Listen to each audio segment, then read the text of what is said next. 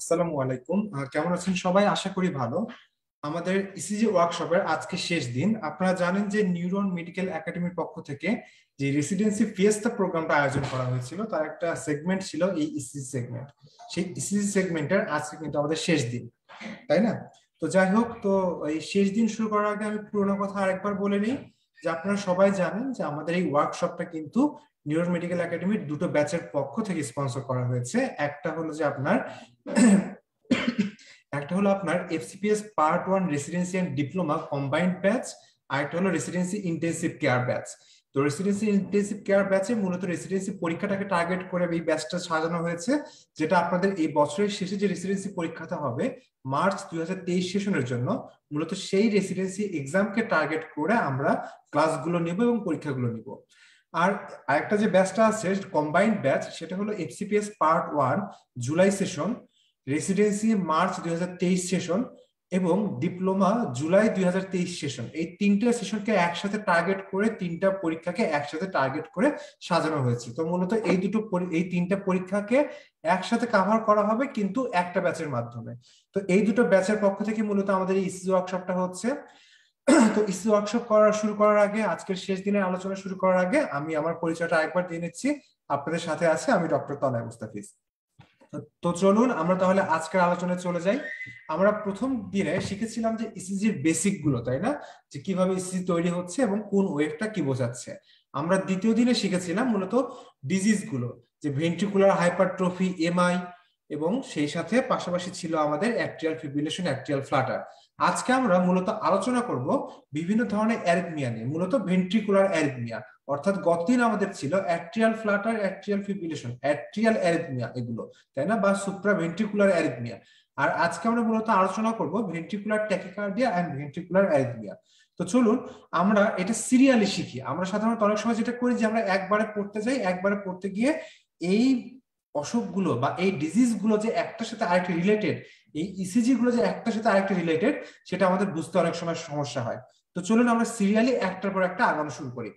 প্রথমে আমাদেরকে জানতে হবে ভেন্ট্রিকুলার যে কোনো অ্যারিথমিয়া সম্পর্কে আলোচনা শুরু করার আগে যে ভেন্ট্রিকুলার একটোপিক কাকে বলে, বা অথবা ভেন্ট্রিকুলার একটোপিক বিট কাকে বলে, কিংবা প্রিম্যাচিউর কন্ট্রাকশন অফ ভেন্ট্রিকল, কিংবা প্রিম্যাচিউর ভেন্ট্রিকুলার কন্ট্রাকশন কাকে বলে, তাই না? তো আমরা জানি যে যে কোনো ধরনের কার্ডিয়াক ইম্পালস কোথায় অরিজিনেট হয়? আমার এসএ নডে ইম্পালস হয়। সেখান থেকে সেটা কি হয়? সেটা এই এভি নডে আসে। এভি নড থেকে কি হয়? আলটিমেটলি পুরো ভেন্ট্রিকলে ছড়িয়ে পড়ে, তাই না?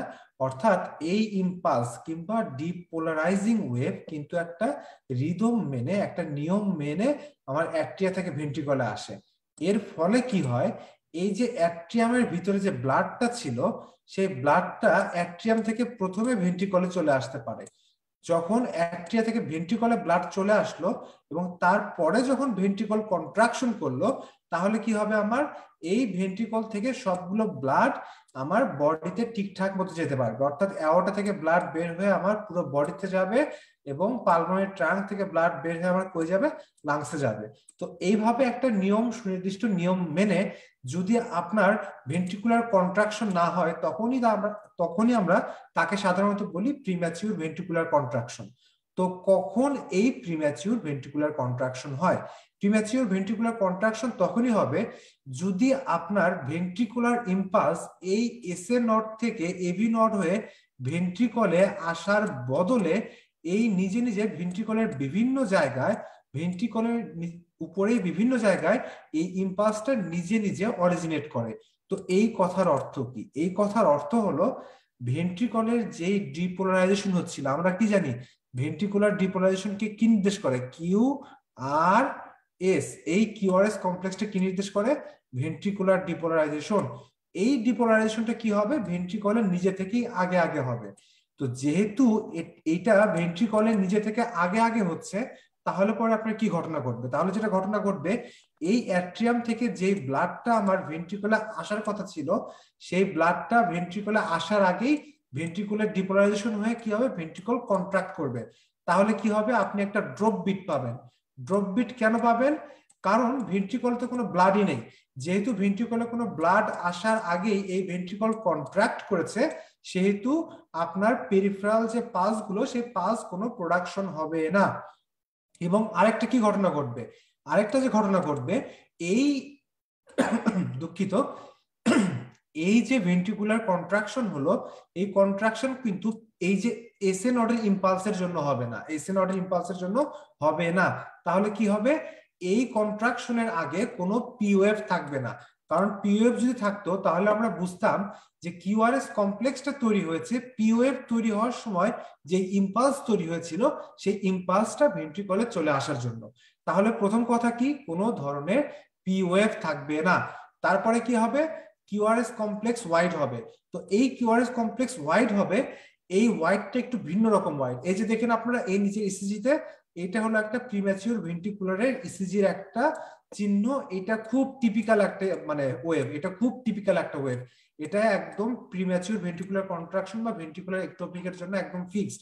এই ছবিটা আপনাকে চেনা থাকতে হবে, যে এই ছবি দেখলে আপনি বুঝবেন যে এটা আসলে কি, এটা আসলে ভেন্ট্রিকুলার একটোপিক। তো যেহেতু এটার ইম্পালসটা এসএ নট থেকে আসেনি, সেহেতু কি হবে, এখানে কোনো পিওএফ থাকবে না, কোনো পিওএফ নাই। এবং আরেকটা কি হবে, টিওএফটা হবে ডিসকর্ডেন্ট। ডিসকর্ডেন্ট কথার অর্থ কি, ডিসকর্ডেন্ট কথার অর্থ হলো আর ওয়েভের দিক যেই দিকে, টি ওয়েভের ডিপ্রেশন থাকবে তার নিচের দিকে। আমরা নরমালি কি জানি ইসিজিতে, এই যে পি কিউ আর এস তারপরে কি টি, অর্থাৎ আর ওয়েভের দিক এবং টি ওয়েভের দিক সাধারণত একই দিকে থাকে, এটাকে আমরা বলি কনকর্ডেন্ট। কিন্তু যখন আপনার ভেন্ট্রিকুলার একটোপিক তৈরি হবে, তখন আপনার এই টি ওয়েভটা কি হবে, ডিসকর্ডেন্ট, অর্থাৎ আর ওয়েভের দিক একদিকে, টি ওয়েভের দিক আরেক দিকে। তাহলে এটাই হলো ভেন্ট্রিকুলার একটোপিকের ইসিজির একদম টিপিক্যাল একটা প্যাটার্ন। এবং আরেকটা কি ঘটনা ঘটবে, এই যে আপনার এই ভেন্ট্রিকুলার একটোপিকের একটা বিট তৈরি হলো, এই বিটের শুরুতে তো কোনো পিওএফ নেই, তাই না, কোনো পিওএফ নাই, কোনো পিওএফ নাই, পিওএফ কি অ্যাবসেন্ট।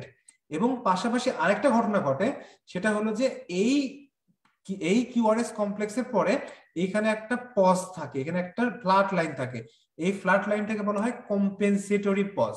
তো কেন এই কম্পেনসেটরি পজটা হয়, কারণ এই যে আপনার এসএ নট থেকে যে ইম্পালসটা ভেন্ট্রিকলে আসার কথা ছিল, সেটা কিন্তু এই যে এখানে চাপা পড়ে গেছে, সেই পিওএফটা কি হয়েছে, এখানে চাপা পড়ে গেছে। কেন চাপা পড়ে গেল, কারণ ভেন্ট্রিকল যখন কন্ট্রাকশন হচ্ছিল তখন আমরা কি হচ্ছিল, ভেন্ট্রিকুলার ডিপোলারাইজেশন হচ্ছিল, তাই না।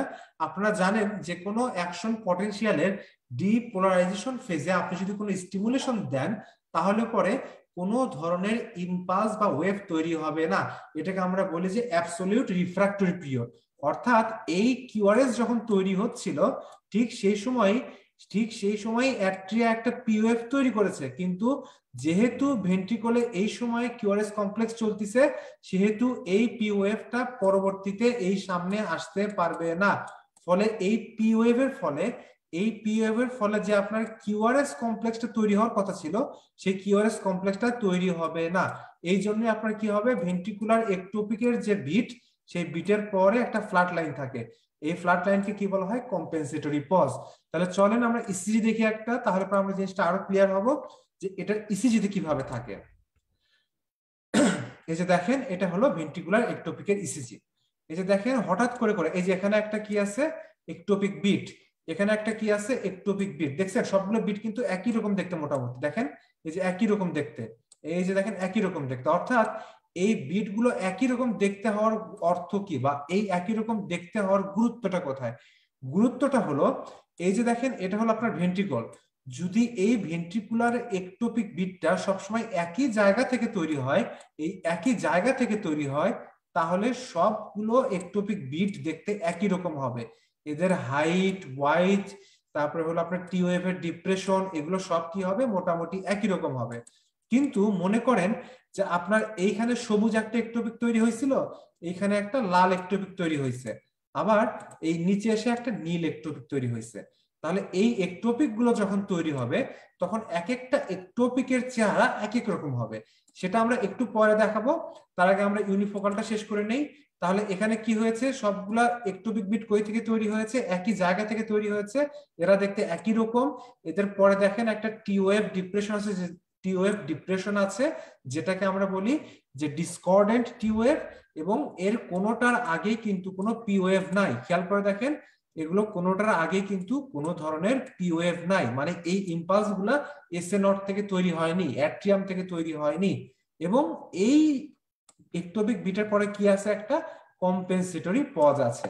ঠিক আছে, তাহলে এটা গেল আমার কি ইউনিফোকাল পিভিসি বা ইউনিফোকাল প্রিম্যাচিউর ভেন্ট্রিকুলার কন্ট্রাকশন। তাহলে চলেন আমরা একটা মাল্টিফোকাল দেখে আসি। এই যে দেখুন এই ইসিজিটাতে আপনার এক একটা একটোপিক বিট দেখতে এক এক রকম। যে দেখেন এটা কিন্তু অনেক বড়, দেখছেন এটা সাইজে অনেক বড়। আবার এখানে খেয়াল করেন এটা অনেক ছোট। আবার এখানে আসেন দেখেন এটা আরো ছোট।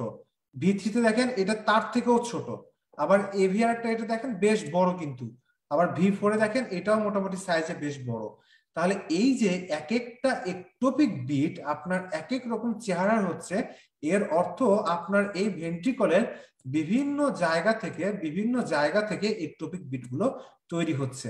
তো এটা একটা খারাপ সাইন, যে যদি আপনার এক জায়গা থেকে তৈরি হতো তাহলে ব্যাপারটা ভালো ছিল, যে এক জায়গা থেকে তৈরি হচ্ছে হয়তো সামনে খারাপ কিছু হবে না, কিন্তু যেহেতু বহু জায়গা থেকে তৈরি হচ্ছে সেহেতু পেশেন্টের খারাপ কিছু হইতেই পারে, এটা অসম্ভব কিছু না, তাই না?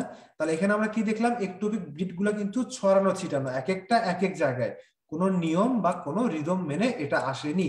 তাহলে যদি এমন হতো যে এই একটোপিক বিটগুলো বিভিন্ন রিদম মেনে আসা শুরু করেছে ইসিজিতে, তাহলে এরা দেখতে কিরকম হতো। চলেন তাহলে আমরা পরেরটা দেখি। যদি আমার প্রতি একটা নর্মাল বিটের পরে যদি আমার একটা করে একটোপিক বিট পাই, তখন আমি সেটাকে বলবো ভেন্ট্রিকুলার বাইজেমিনি। যেমন এখানে লিড 2 তে খেয়াল করেন, এই লিড 2 তে আপনি খেয়াল করে দেখেন যে এখানে একটা নর্মাল কিউআরএস কমপ্লেক্স, এরপরই একটা একটোপিক বিট। আবার লিড 3 তে আসে দেখেন এই যে নর্মাল কিউআরএস কমপ্লেক্স, তারপরে একটা একটোপিক বিট। এটা আমি কিভাবে চিনলাম একটোপিক বিট? এই যে দেখেন একটোপিক বিটের পরে একটা সুন্দর কম্পেনসেটরি পজ আছে, এবং এর আগে কিন্তু কোনো ধরনের পিওএফ নাই। এই যে দেখেন একদম পুরো ফ্ল্যাট লাইন, অর্থাৎ এটার আগে কোনো পিওএফ নাই, সুতরাং এটা অবশ্যই একটোপিক বিট। আবার দেখেন এইখানেও একই কথা, এই যে একটা একটোপিক বিটের পরে কম্পেনসেটরি পজ আছে এবং এর আগে কিন্তু কোনো ধরনের পিওএফ নাই। তাহলে এই ইসিজিতে কি ঘটনা ঘটছে, একটা করে নরমাল কিউআরএস কমপ্লেক্স, একটা করে পিভিসি। আবার এখানে আসি আমি, এখানেও কিন্তু একই কথা, ভি6ও একই কথা, একটা নরমাল কিউআরএস আর একটা পিভিসি। তাহলে এই যে দুইটা বিটের ভিতরে একটা নরমাল এবং একটা একটোপিক, তখন আমি এটাকে বলবো যে এটা হলো আমার ভেন্ট্রিকুলার বাইজেমিনি। তাহলে চলেন যে আরো একটা দেখি আমরা, যে এটা যদি আরেকটু রিদমিক্যাল হয়, আরেকটু ভিন্ন রিদমে আসে, তখন আমি কি বলবো। দেখেন এখানে কি হয়েছে, এখানে প্রতি তিনটা বিটের একটা হলো একটোপিক। এই যে দেখেন নরমাল কিউআরএস লিড 2 তে, আবার একটা নরমাল কিউআরএস 2 নাম্বার, 3 নাম্বারে এসে একটা পিভিসি। তার মানে এখানে কি হচ্ছে, প্রতি তিনটা বিটের ভিতরে আমার একটা করে পিভিসি চলে আসছে। তাহলে আমি এটাকে বলবো ভেন্ট্রিকুলার ট্রাইজেমিনি, অর্থাৎ প্রতি তিনটা বিটের ভিতরে আমার একটা করে বিট হলো পিভিসি। আবার লিড 3 তে আসেন দেখেন এখানেও একই কথা, এই যে একটা নরমাল বিট, দুইটা নরমাল বিট, 3 নম্বরে এসে একটা একটোপিক বিট পাওয়া যাচ্ছে। তাহলে এটা হলো ভেন্ট্রিকুলার ট্রাইজেমিনি। যদি এমন হতো যে আমার তিনটা করে বিট নরমাল, 4 নম্বরে গিয়ে আমি বেশি পাচ্ছি, তখন আমি সেটাকে বলতাম ভেন্ট্রিকুলার কোয়াড্রিজেমিনি। অর্থাৎ এইভাবেই এই গ্রিক নাম্বার দিয়ে এটার নামকরণ করা হয়েছে। আচ্ছা, এটা না হয় গেল যে একটা নরমাল বিটের পরে একটা করে পিভিসি, বা দুইটা নরমাল বিটের পরে একটা করে পিভিসি। যদি এমন হতো যে পরপর দুইটা পিভিসি, তখন আমি কি হবে, তখন আমি সেটাকে কি বলবো। দেখেন যদি পরপর দুইটা করে পিভিসি থাকে, তখন আমি সেটাকে বলবো যে কুপলেট। এটাকে বলা হয় কুপলেট। আপনারা কিন্তু বইতে পড়ার সময় অনেক জায়গাতেই পড়েছেন যে ভেন্ট্রিকুলার কুপলেট, এই জিনিসটা তখন আমরা অনেকেই বুঝিনি। এখন ইনশাল্লাহ বুঝতে আর সমস্যা হবে না। এই যে দেখেন লিড 2 তে এই যে একটা নরমাল কিউআরএস কমপ্লেক্স, এরপরে কি একটা একটোপিক, দুইটা একটোপিক, অর্থাৎ দুইটা একটোপিক যদি আমার পাশাপাশি থাকে, তখন আমি সেটাকে বলবো কুপলেট। লিড ভি3 তে দেখেন একটা একটোপিক, দুইটা একটোপিক, অর্থাৎ দুইটা একটোপিক পাশাপাশি, সুতরাং এটা একটা কুপলেট। ভি5 এ দেখেন এখানেও একই অবস্থা, একটা একটোপিক, দুইটা একটোপিক, অর্থাৎ এটাও একটা কুপলেট। অর্থাৎ এই পুরো ইসিজিটা হলো কি একটা কুপলেট ইসিজি। আচ্ছা, যদি আমার এমন হতো যে পরপর তিনটা বিট পাশাপাশি থাকে, তখন আমি কি বলবো। তাহলে পরপর তিনটা একটোপিক বিট পাশে থাকলে আমি কি বলবো, ট্রিপলেট। এই যে দেখেন একটা, দুইটা, তিনটা, অর্থাৎ তিনটা একটোপিক বিট যদি আমার পাশাপাশি থাকে তখন আমি সেটাকে কি বলছি? তখন আমি সেটাকে বলছি ভেন্ট্রিকুলার ট্রিপলেট, অর্থাৎ তিনটা করে একটোপিক বিট পাশাপাশি, 1 2 3। আবার এখানে দেখেন 1 2 3, আবার এখানে দেখেন 1 2 3, অর্থাৎ সবসময় এটা তিনটা করে একটোপিক বিট পাশাপাশি আসতেছে। সুতরাং এটা হলো কি? Ventricular triplet. তো যদি আমার চারটা করে বিট পাশাপাশি থাকে তখন আমি কি বলবো? যদি আমার চারটা করে বিট পাশাপাশি থাকে তখন আমি সেটাকে বলবো শর্ট রান অফ বিটি, অর্থাৎ দুইটা থাকলে আমি কুপলেট বলতেছি, তিনটা থাকলে আমি ট্রিপলেট বলতেছি। কিন্তু যদি আমার চারটা কিংবা তার বেশি থাকে, যদি আমার 4 কিংবা তার থেকে বেশি থাকে, যে 4 অথবা তার থেকে বেশি, মোর দ্যান 4, তখন আমি সেটাকে কি বলবো? তখন আমি সেটাকে বলবো শর্ট রান অফ ভিটি। তো সেটা কিরকম? চলেন একটা ইসিজি দেখি আমরা।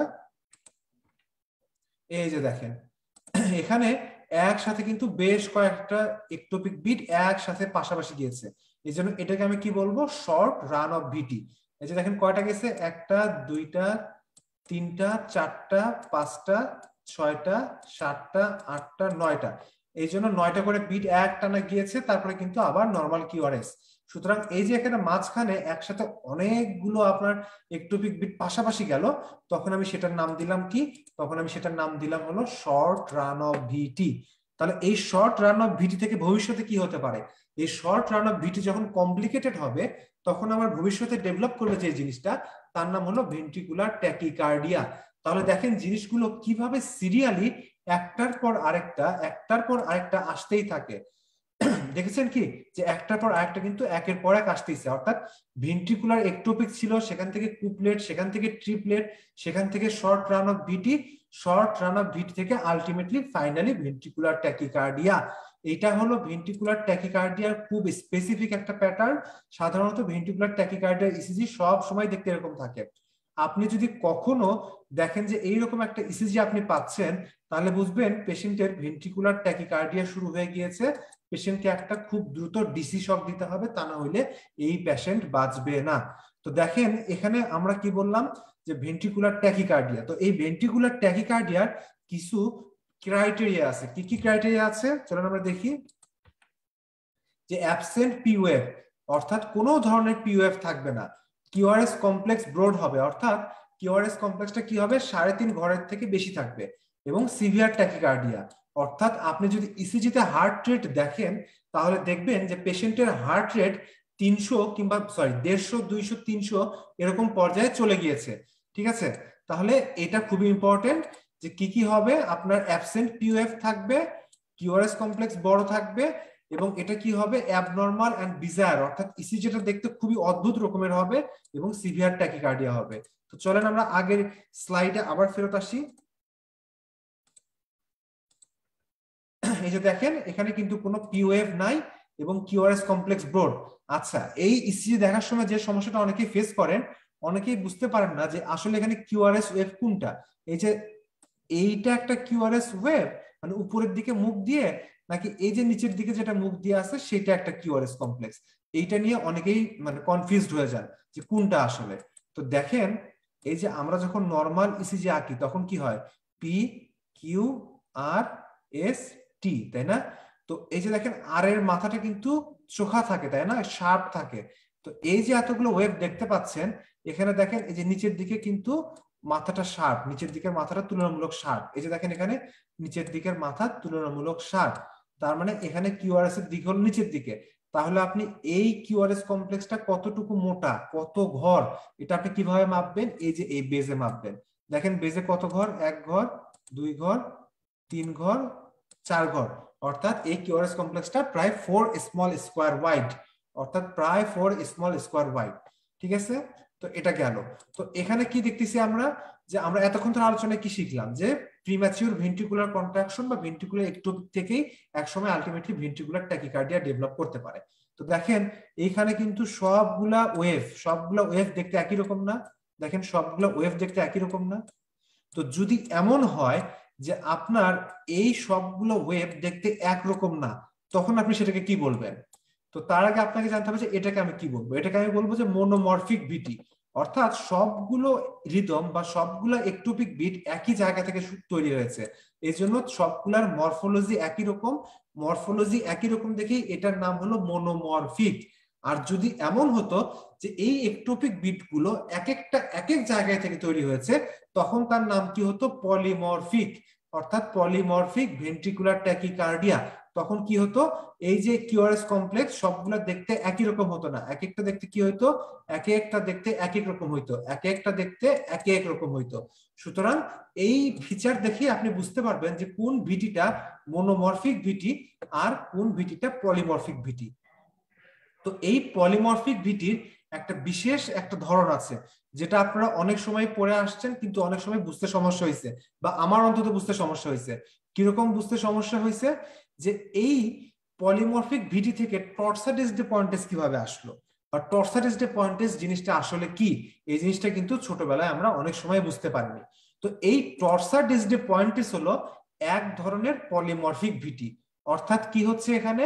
এক একটা একটোপিক বিট এক এক জায়গা থেকে তৈরি হচ্ছে। দেখেন এখানে এই যে এই একটোপিক বিট দেখতে একরকম, এটা দেখতে একরকম, এটা দেখতে একরকম, আবার এটা দেখতে একরকম, এটা দেখতে একরকম, এটা দেখতে আরেক রকম। এর অর্থ কি? যে এই ভেন্ট্রিকুলার ট্যাকিকার্ডিয়াটা বিভিন্ন জায়গা থেকে তৈরি হচ্ছে, তার মানে কি এটা একটা পলিমরফিক ট্যাকিকার্ডিয়া বা পলিমরফিক ভিটি। তো এই পলিমরফিক ভিটিকে কেন টর্সাডিস ডে পয়েন্টেস নাম দেওয়া হলো? তার আগে আপনাকে জানতে হবে যে টর্সাডিস ডে পয়েন্টেস কথার অর্থ কি। টর্সাডিস ডে পয়েন্টেস কথার অর্থ হলো যে টুইস্টেড, অর্থাৎ স্প্রিং এর মতো পেঁচানো। আপনি 2 নাম্বারের দিকে তাকান, এই যে দেখেন আমি যদি এখান থেকে একটা লাইন টানি, এই পর্যন্ত আস্তে আস্তে দেখেন ছোট হয়ে গেল, তাই না? আবার এখান থেকে একটা লাইন টানলাম, দেখেন এই যে লাইন টানতেছে মাথাগুলো দিয়ে, এই পর্যন্ত আস্তে আস্তে ছোট ছোট হয়ে গেল। তারপর এখান থেকে দেখেন আবার বড় হওয়া শুরু করছে, আবার বড় হওয়া শুরু করছে। তারপরে কি হলো? এই যে আবার ছোট হয়ে গেল। এখানে দেখেন আবার একই কথা, কি যে দেখেন ধীরে ধীরে বড় হচ্ছে, বড় হচ্ছে, বড় হচ্ছে, আবার ছোট হচ্ছে, ছোট হচ্ছে, ছোট হচ্ছে। আবার এই মাথা দিয়ে দেখেন আবার বড় হচ্ছে। আবার নিচে দেখেন একই কথা, যে ছোট ছিল, ছোট থেকে আবার একটু একটু একটু একটু করে বড় হচ্ছে, বড় হতে হতে আবার ছোট হয়ে গেল। তাহলে দেখেন এই যে একটা ডিএনএ এর মতো টুইস্টেড পেঁচানো একটা অবয়ব তৈরি হলো না? এই যে একটা টুইস্টেড বা পেঁচানো অবয়ব তৈরি হয়, এই টুইস্টেড এর কারণেই এর নাম টর্সাডিস ডে পয়েন্টেস। অর্থাৎ এটা একটা টুইস্টেড ভেন্ট্রিকুলার ট্যাকিকার্ডিয়া। এটা একটা পলিমরফিক ভেন্ট্রিকুলার ট্যাকিকার্ডিয়া, কারণ এটার একটোপিক বিট গুলো বিভিন্ন জায়গা থেকে তৈরি হয়েছে, এবং এটা থেকে যখন আমি ইসিজি পেপারে ফেলবো তখন সেটা এরকম টুইস্টেড আকার ধারণ করে, পেঁচানো আকার ধারণ করে। এই জন্য এর আরেক নাম টর্সাডিস ডে পয়েন্টেস। তো চলেন আমরা আরেকটা ইসিজি দেখি, তাহলে আরো জিনিসটা ক্লিয়ার হবে। এই যে দেখেন, দেখেন এখানেও কিন্তু একই রকম জিনিস। এই যে দেখেন ছোট থেকে বড় হচ্ছে হচ্ছে হচ্ছে হচ্ছে হচ্ছে, আবার ছোট হয়ে গেল। আবার দেখেন ছোট থেকে বড় হচ্ছে হচ্ছে হচ্ছে হচ্ছে হচ্ছে, এখান থেকে আবার ছোট হয়ে গেল। সেখান থেকে কি হয়েছে? আবার বড় হয়েছে, আবার ছোট হয়েছে। এই যে দেখেন আবার বড় হয়েছে, আবার ছোট হয়েছে। আবার উপরের লিডে আসেন, এখানেও দেখেন একই অবস্থা, ছোট থেকে কি হচ্ছে? এই যে বড় হচ্ছে, বড় হচ্ছে, বড় হচ্ছে, এখান থেকে আবার ছোট হচ্ছে। আবার নিচেও ছোট থেকে বড় হচ্ছে, বড় হচ্ছে, বড় হচ্ছে, হওয়ার পরে আবার ছোট হচ্ছে। অর্থাৎ একটা টুইস্টেড অ্যাপিয়ারেন্স নিচ্ছে, এটা একটা টুইস্টেড অবয়ব নিচ্ছে, টুইস্টেড শেপ নিচ্ছে। এই জন্যই এই ইসিজির নাম কি? টর্সাডিস ডে পয়েন্টেস। তো চলেন আমরা আরেকটা টর্সাডিস ডে পয়েন্টেস দেখি। আমি কেন টর্সাডিস ডে পয়েন্টেস নিয়ে এত কথা আমি বলতেছি, এটা একটা স্পেসিফিক কারণ আছে, এটা একটু পরে আমরা বুঝবো কেন কারণ আছে। চল পরের সিটা আমরা দেখি। এই যে দেখেন এটা আরেকটা টর্সাডিস ডে পয়েন্টেস, ঠিক আছে? এই যে দেখেন এখানেও একই কথা, এই যে বড় ছিল, বড় থেকে ছোট হয়েছে, এই যে বড় থেকে ছোট হয়েছে। আবার কিন্তু দেখেন এই যে ডিএনএ এর মতো আকার নিচ্ছে, দেখছেন? এই যে বড় থেকে ছোট, এই যে বড় থেকে ছোট থেকে বড়, বড় থেকে আবার ছোট, এই ছোট থেকে আবার বড়, বড় থেকে আবার ছোট, দেখছেন? দেখেন এই যে দেখেন, দেখছেন? এই যে আবার দেখেন কি সুন্দর একটা টুইস্টেড শেপ নিচ্ছে। এই জন্য এটার নাম কি? এটার নাম হলো যে টর্সাডিস ডে পয়েন্টেস বা টুইস্টেড ইসিজি। তো এটা কেন এত কথা বললাম, কেন এটা নিয়ে এত পেঁচালামি পারতেছি? দেখেন আপনারা যারা ডেভিডসন পড়ছেন তারা কিন্তু এই বক্সটা অনেক সময় দেখছেন না, যে causes of long QT interval and torsades de pointes. যদি আপনি কোনো পেশেন্টের এই যে এতক্ষণ ধরে আমি বললাম টর্সাডিস ডে পয়েন্টেস, টর্সাডিস ডে পয়েন্টেস, এই ধরনের ইসিজি পান কিংবা লং কিউটি ইন্টারভ্যাল পান, লং কিউটি নিয়ে কিন্তু আমি এই ইসিজি ওয়ার্কশপের প্রথম দিন এবং দ্বিতীয় দিন একদম ডিটেইলস আলোচনা করেছি, তাই না? তো যদি কখনো পেশেন্টের আপনি এই টর্সাডিস ডে পয়েন্টেস পান কিংবা লং কিউটি ইন্টারভ্যাল পান, তাহলে আপনাকে কিন্তু 3টা ইলেকট্রোলাইট ইমব্যালেন্স অবশ্যই মাথায় রাখতে হবে। কারণ একটা পেশেন্টের ধরেন তার এমআই হয়নি, তার কোনো কিছু নেই, সে ভালো ছিল, একটা ভালো পেশেন্ট ছিল, একটা ওয়েল পেশেন্ট ছিল, সে হঠাৎ করে খারাপ হয়ে গেছে, হঠাৎ করে সে এরকম তার মানে মানে ইসিজিতে আপনি টর্সাল পয়েন্টস পাচ্ছেন, তখন কিন্তু আপনাকে এই ইলেকট্রোলাইট ইমব্যালেন্স গুলোর কথা চিন্তা করতে হবে, যে তার হাইপোক্যালেমিয়া থাকতে পারে, হাইপোম্যাগনেসিমিয়া থাকতে পারে, হাইপোক্যালসিমিয়া থাকতে পারে। অর্থাৎ পেশেন্টের টর্সাল পয়েন্টস ম্যানেজ করার জন্য আপনি তাকে যেমন ডিসি শক দিবেন, সেই ডিসি শক দেওয়ার পাশাপাশি আপনাকে কি করতে হবে, আপনাকে এই ইলেকট্রোলাইট গুলো টেস্ট করতে অবশ্যই ব্লাড ব্যাংকে ল্যাবে পাঠাতে হবে।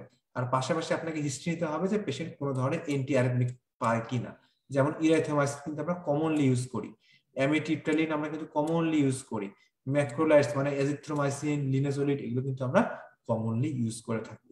তো এটাই হলো এটার ইম্পর্টেন্স, যে টর্সাডিস পয়েন্টসটা চিন্তা হবে। আচ্ছা, তাহলে চলেন আমরা আরেকটা জিনিস দেখি, যে এতক্ষণ তো গেল ভেন্ট্রিকুলার ট্যাকিকার্ডিয়া, ট্যাকিকার্ডিয়ার পরে যেটা হতে পারে সেটা নাম হলো ভেন্ট্রিকুলার ফিব্রিলেশন। তো দেখেন ভেন্ট্রিকুলার ফিব্রিলেশন মানে কি, অর্থাৎ ট্যাকিকার্ডিয়ার থেকেও এখন অবস্থা আরো বেশি খারাপ হয়ে গেছে, এবং ভেন্ট্রিকুলার ফিব্রিলেশন এবং টর্সাডিস পয়েন্ট ইসিজি আলাদা করাটা একটু টাফ হয়ে যায় অনেক সময়। তো এটাকে কেমনে আলাদা করবেন, এটাকে আলাদা করবেন ক্লিনিক্যালি। যতক্ষণ পর্যন্ত আপনার ভেন্ট্রিকুলার ট্যাকিকার্ডিয়া ছিল, পলিমরফিক ভেন্ট্রিকুলার ট্যাকিকার্ডিয়া ছিল, কিংবা টর্সাডিস পয়েন্টেস ছিল, ততক্ষণ পর্যন্ত পেশেন্ট কিন্তু আপনার মানে কনসাস থাকে, কোঅর্ডিনেটেড থাকে, ঠিক আছে। পেশেন্টের কিন্তু মানে স্বাভাবিক ভাইটালস, আপনি বিপি পালস হয়তো সেরকম পাচ্ছেন না, পেশেন্ট হয়তো শকে চলে গেছে, কিন্তু তার পিউপিলটা অন্তত নর্মাল থাকে, পেশেন্টটা জেগে থাকে। কিন্তু যখনই পেশেন্টের ভেন্ট্রিকুলার ফিব্রিলেশন তৈরি হবে, তখনই কি হবে, আপনার পিউপিল ডায়ালেটেড হয়ে যাবে, পেশেন্ট আনকনসাস হয়ে যাবে। কেন এটা হয়, কারণ ভেন্ট্রিকুলার ট্যাকিকার্ডিয়া কিংবা ভেন্ট্রিকুলার একটোপিক কিংবা ভেন্ট্রিকুলার বাইজেমিনি এগুলোতে আর যাই হোক ভেন্ট্রিকুল কন্ট্রাক্ট হচ্ছিল, কিন্তু ভেন্ট্রিকুলার ফিব্রিলেশনের সময় ভেন্ট্রিকল কখনোই কন্ট্রাক্ট হয় না। ওখানে আপনি ইসিজিতে ইলেকট্রিক্যাল অ্যাক্টিভিটি পাচ্ছেন, কিন্তু এই ইলেকট্রিক্যাল অ্যাক্টিভিটির ফলে কোনো মেকানিক্যাল এফেক্ট, অর্থাৎ ভেন্ট্রিকলসে পাম্প করে বডিতে ব্লাড পাঠাবে, এরকম কোনো ঘটনা ঘটে না। এজন্য কি হয়, পেশেন্টের পালস বেবি যেমন পাওয়া যায় না, পেশেন্টের পিউপিল ডায়ালেট হয়ে যায়, পেশেন্ট আনকনশাস হয়ে যায়। অর্থাৎ একটা পেশেন্টের ইসিজি দেখে আপনার কাছে মনে হচ্ছে এটা কি টর্সাডিস পয়েন্টেস নাকি ভেন্ট্রিকুলার ফিব্রিলেশন, তখন যদি আপনি দেখেন যে পেশেন্ট অলরেডি আনকনশাস হয়ে গেছে, তার আপনি পালস বেবি কিছুই পাচ্ছেন না, তাহলে আপনি বুঝে যাবেন যে এটা একটা ভেন্ট্রিকুলার ফিব্রিলেশন। তখন কি করতে হবে, উইদিন সেকেন্ডস আপনাকে অবশ্যই শক দিতে হবে, ডিসি শক দিতে হবে, যদি রিভার্স করে আর কি। তো যাই হোক, তাহলে দেখেন এই জিনিসগুলো আমরা কিন্তু মানে অনেক সময় ছোটবেলায় কি করেছি, যে হ্যাঁ আমি ভেন্ট্রিকুলার একটোপিকের ইসিজি প্যাটার্ন মুখস্থ করবো, এখান থেকে এটা মুখস্থ করবো। তো দেখেন জিনিসগুলো কিন্তু সে মুখস্থ করার না, কিভাবে একটা থেকে আরেকটা রিলেটেড, কিভাবে একটা থেকে আরেকটা চলে আসে। একটা পেশেন্টের এমআই হইলো, সেখান থেকে এসটি এলিভেশন হইলো, এসটি এলিভেশন থেকে তার একটোপিক বিট তৈরি হলো, একটোপিক বিট থেকে তার ট্যাকিকার্ডিয়া তৈরি হলো, ট্যাকিকার্ডিয়া থেকে তার ভেন্ট্রিকুলার ফিব্রিলেশন হইলো, সেখান থেকে আলটিমেটলি ডেথ হইলো। এরকম একটা ভিডিও কিন্তু মাঝখানে ইউটিউবে অনেক চ্যানেলে দেখা গেছে, তাই না? ওই যে সম্ভবত একটা কোচিং এর পেজে এটা দিয়েছিল, সেখান থেকে বাকিরাও শেয়ার দিয়েছিল। তো এটা কিন্তু আমরা অনেকেই দেখেছি কিন্তু বুঝতে পারিনি। তো আশা করি এটা দেখার পরে এখন আপনি বুঝতে পারবেন। ওই ছবিটা যদি আপনি দেখেন, আপনি বেশ আগ্রহ করে খেয়াল করে দেখবেন যে পেশেন্টের প্রথমে একটা এসটি এলিভেটেড এমআই ছিল, তারপরে সেখান থেকে তার একটোপিক বিট আসা শুরু হয়েছে, হুট করে একটা একটা করে একটোপিক বিট আসতেছিল, তারপরে সেই একটোপিক বিট থেকে কি হয়েছে, বাইজেমিনি, ট্রাইজেমিনি, সেখান থেকে শর্ট রান অফ বিটি, সেখান থেকে বিটি, আলটিমেটলি ভেন্ট্রিকুলার ফিব্রিলেশন হয়ে পেশেন্ট ডেথ। আচ্ছা, ঠিক আছে, তাহলে এই হলো আমাদের ভেন্ট্রিকুলার এই ফিব্রিলেশনের আলোচনা এখানেই শেষ। এরপর আমরা যেটা আলোচনা করব সেটা হলো যে এভি ব্লক। এভি ব্লক কথার অর্থ কি? এভি ব্লক কথার অর্থ হলো আপনার যেই ইম্পালসটা এসএ নডে তৈরি হয়েছিল, এই যে ধরেন এটা যদি আপনার হার্ট হয়, এই এটা আসলে রাগবি বল হয়ে গেছে, হার্ট বলা যায় না, তাও ধরে নিলাম যে এটি হার্ট। তো এই হার্টের এখানে যদি এসএ নড থাকে, এই এসএ নড থেকে যে ইম্পালস তৈরি হয়েছিল, সেই ইম্পালসটা কোথায় আসার কথা, আপনার এভি নডে আসার কথা। কিন্তু কোনো কারণে, কোনো সমস্যার কারণে যদি এই ইম্পালসটা এভি নড পর্যন্ত আসে, কিন্তু এই এভি নড থেকে আর নিচে নামতে না পারে, অর্থাৎ এই এভি নড থেকে নিচে নেমে আর ভেন্ট্রিকলকে ডিপোলারাইজ করতে না পারে, কিংবা ডিপোলারাইজ করতে পারলেও সে ধীরে ধীরে এসে ডিপোলারাইজ করে, অর্থাৎ স্বাভাবিকের থেকে বেশি সময় নেয়, তখন আমরা সেটাকে বলবো যে এভি ব্লক। তাহলে এভি ব্লক হওয়ার অর্থ কি, ব্লকটা কোথায়, ব্লকটা হবে এখানে, ঠিক আছে। তাহলে ব্লকটা যেহেতু এখানে হবে, সেহেতু কি হবে, এভি নডাল ডিলে, এটাকে কে রিপ্রেজেন্ট করে? আমি কিন্তু প্রথম দিন বলেছিলাম যে এভি নোডাল ডিলে কে রিপ্রেজেন্ট করে যে আপনার পিআর সেগমেন্ট। তাহলে এই পিআর সেগমেন্ট কিংবা পিআর ইন্টারভ্যাল কি হবে? প্রলংড হয়ে যাবে। তো এভি ব্লকের টাইপ কত প্রকার আছে? এই এভি ব্লকের টাইপ আছে হলো 3 ধরনের। First degree block, second degree block. এই সেকেন্ড ডিগ্রি ব্লক আবার 2 ধরনের, মরবিডস টাইপ 1, মরবিডস টাইপ 2। আর সবার লাস্টে কি আছে? সবার লাস্টে আছে থার্ড ডিগ্রি এভি ব্লক কিংবা কমপ্লিট হার্ট ব্লক। এগুলো আমরা একটা একটা করে চলুন ইসিজি দেখি। এই ইসিজি দেখতে দেখতেই আমাদের এই এভি ব্লক গুলো সম্বন্ধে কনসেপ্ট আরো ক্লিয়ার হয়ে যাবে। এই যে দেখেন, এটা হলো একটা ফার্স্ট ডিগ্রি এভি ব্লকের ইসিজি। তো ফার্স্ট ডিগ্রি এভি ব্লকে আপনার কি হবে?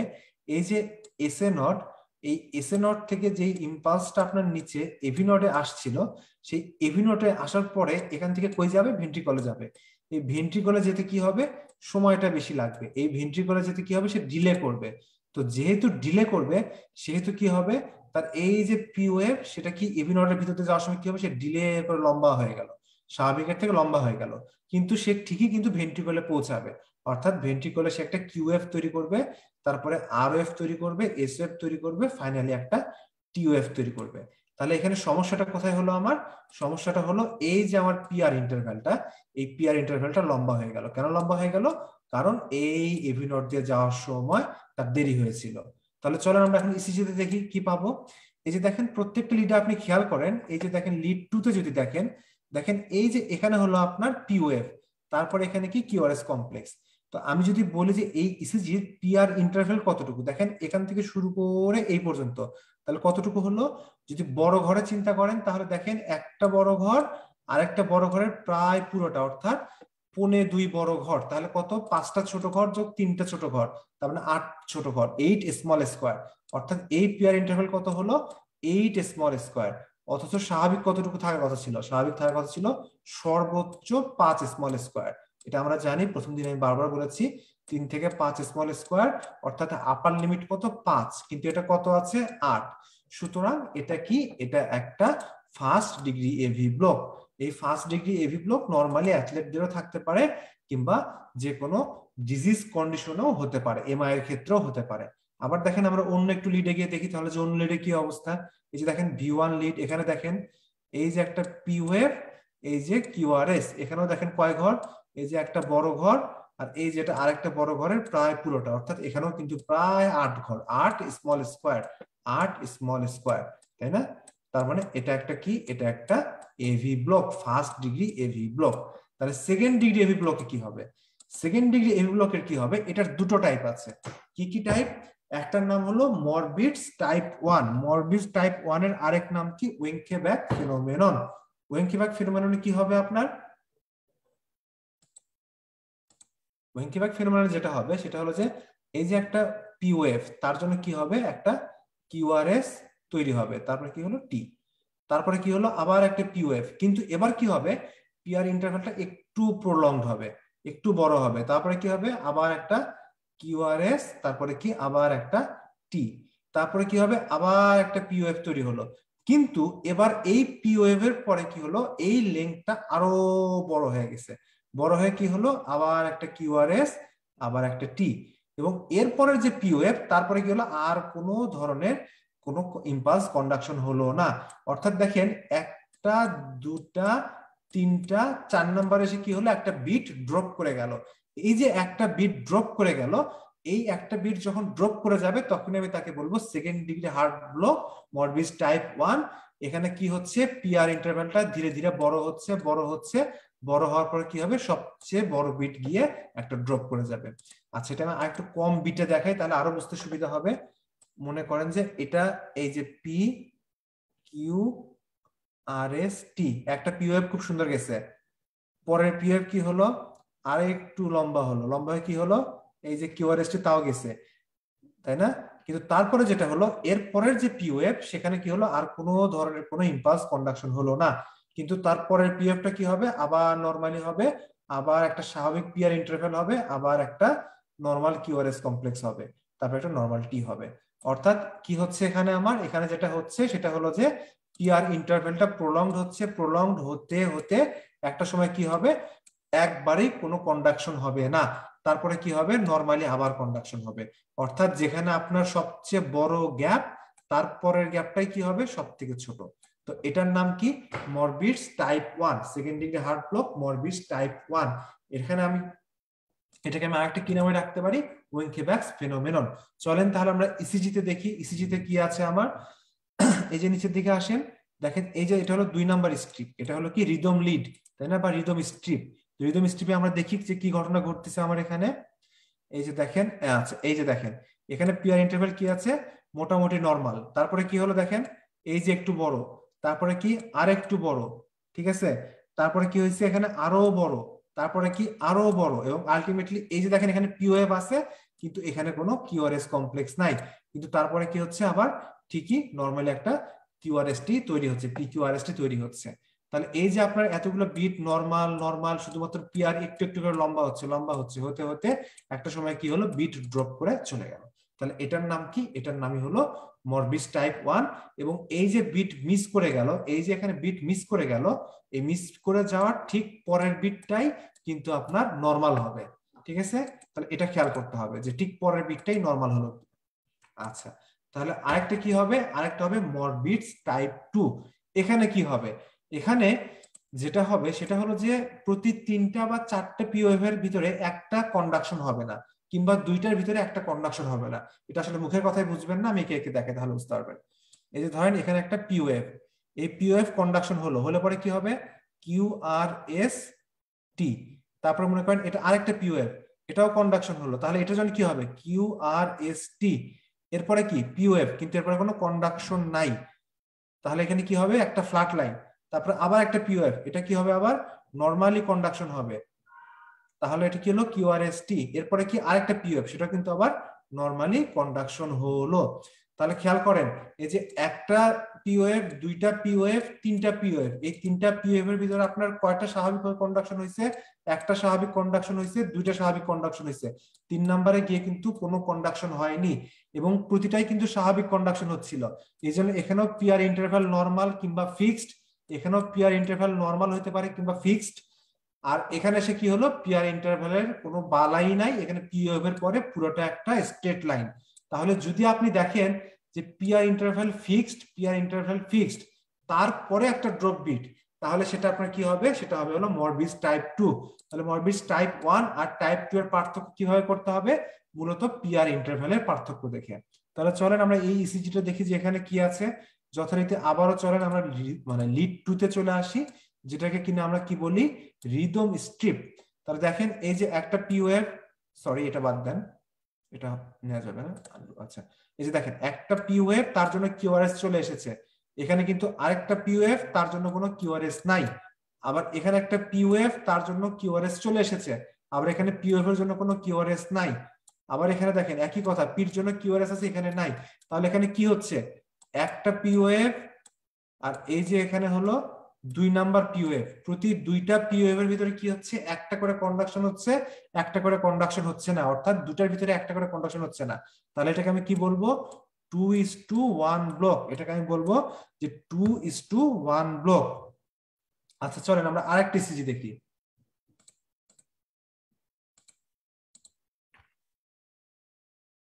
আচ্ছা এই ইসিজিটা খেয়াল করে দেখেন, এখানে কি আছে, যথারীতি আবার রিদম স্ট্রিপে চলে আসে আমরা লিড 2। এখানে কি হচ্ছে, পির জন্য একটা কিউআরএসটি, এখানে দেখেন পি আছে কিন্তু কোনো কিউআরএসটি নাই। তাহলে এখানে কি হলো, এই যে একটা দুইটা পিওএফ, দুইটা পিওএফ ভিতরে কয়টা কন্ডাকশন হয়েছে, একটা হয়েছে একটা হয়নি। তাহলে এটাও কি 2:1, 2 মানে যে কয়টা পিওএফ, আর 1 মানে হলো যে কয়টা মিস গেল। তাহলে এটাও কি 2:1। যদি এরকম হতো যে একটা পিওএফ কিউআরএসটি, আবার আরেকটা পিওএফ কিউআরএসটি, আরেকটা পিওএফ কোনো কন্ডাকশন হয়নি, তখন আমি এটাকে কি বলতাম, এই যে একটা পিওএফ, 2টা পিওএফ, 3টা পিওএফ, প্রতি 3টা পিওএফ এর জন্য একটা কন্ডাকশন হয়নি, তাহলে এটাকে আমি কি বলবো, 3:1 ব্লক। যদি আমার হতো যে 4টা পিওএফ কন্ডাকশন হয়েছে, একটা পি, এই যে কিউআরএসটি, এই যে 2টা পি, 3টা পি, 4টা পি, এই ক্ষেত্রে কি হলো আমার, এই যে 1 2 3 4, এই 4টা পিওএফ এর ভিতরে আমার কয়টা কন্ডাকশন হচ্ছে, 3টা, কয়টা হয়নি, একটা। তাহলে এটা হলো কি 4:1, কারণ প্রতি 4টার ভিতরে কি একটা করে কন্ডাকশন হয়নি। তাহলে এটা হলো মরবিস টাইপ 2। আশা করি মরবিস টাইপ 2 নিয়ে আপনাদের আর কোনো মানে কোনো ধরনের কনফিউশন নেই ইনশাআল্লাহ। আচ্ছা, এরপরে আমরা যেটাকে দেখবো সেটা হলো থার্ড ডিগ্রি এভি ব্লক। তো কথা হলো যে থার্ড ডিগ্রি এভি ব্লক, এই কথার অর্থ আসলে কি? এই কথার অর্থ হলো আপনার এই যে দেখেন এখানে ছিল হলো এস এ নট, তাই না? আর সেখান থেকে ইম্পালস কই আসতেছিল? AV node. এই এস এ নট থেকে ইম্পালস এভি নট পর্যন্ত আসবে বটে, কিন্তু এখান থেকে সিগন্যাল আর ভেন্ট্রিকলে বা নিচে যাবে না, অর্থাৎ কোনো ধরনের সিগন্যাল নিচে যাবে না। তাহলে কি হলো, এখান থেকে আমার এস এ নট থেকে কি হয়েছে? এস এ নট থেকে আমার ইম্পালস ঠিকই আসছে, কিন্তু কিন্তু যেটা হয়েছে সেটা হলো যে এভি নটকে ক্রস করে কোনো ইম্পালস আর পার হয়ে যেতে পারেনি। তাহলে কি হলো আমার?